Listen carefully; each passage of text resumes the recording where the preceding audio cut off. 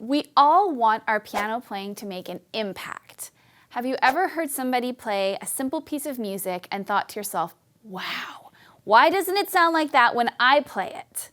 Well, my friends, the answer to that question is dynamics.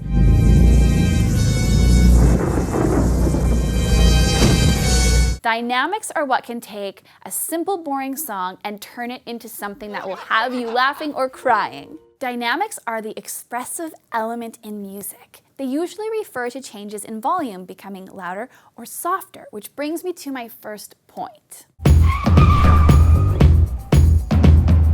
Here's an example. If I were to say to you, "Today is the best day of your life," in a flat and boring voice, you would not believe me. But if I were to say, "Today is the best day of your life," you might be inclined to either laugh or get excited with me too.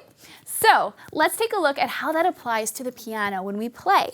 We have lots of things that we can pull out of our tool belt. We can change volumes, we can start soft and go to loud, we can start loud and go to soft, and my most favorite tool would be crescendo and decrescendo. And these are gentle sort of swells in volume where you become gradually louder or gradually softer. So for an example, I'm gonna play you the first little bit of the song To a Wild Rose. It's a classic. It probably is going to sound familiar to you. And I'm gonna play it straight, no changes in volume at all, so you can have a feeling of the contrast.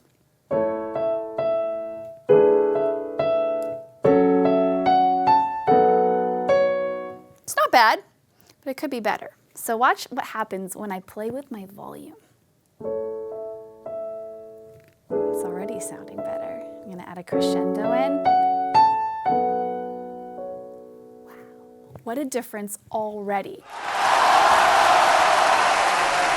Now, adding in these little volume changes can actually be tricky and it can take some time to develop. So make sure that you're practicing crescendos and decrescendos and volume switches when you're working on your just basic technical stuff, your scales, your arpeggios. Practice it as often as possible so that it's easier to incorporate into your songs. Now the next thing I want to look at is phrasing and pedal. So I played that without any real connected phrases and I didn't use the pedal and I didn't take any dramatic pause moments. I just kind of played it straight. Watch what happens when I add a pedal. I'm going to use my damper pedal this time and I'm going to think in phrases. I'm going to connect the notes and I might take some dramatic pauses. So you could think of this as the 3 Ps. Pedal, phrasing, pauses. Watch what happens.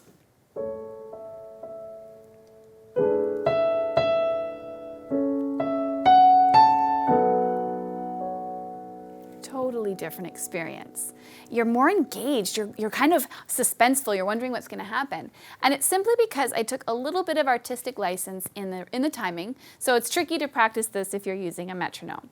But learn the song with your metronome and then come back to it with a little bit more freedom.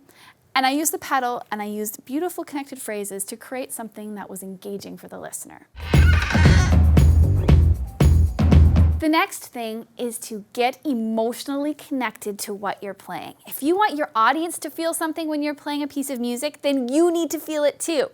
So connect a story that creates a feeling about what you're playing to the music. You can write a story that has nothing to do with your life, but even better than that is to connect it to a personal experience so that you can really get into the feelings. Now it helps if you get your body a little bit involved. If I'm gonna move into those notes, if I'm gonna feel it in my body, that's gonna come through in my hands.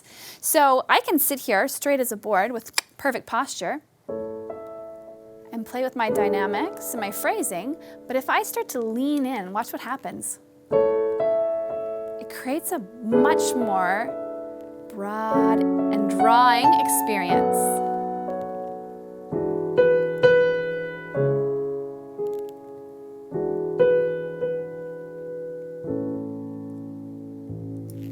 There you have it.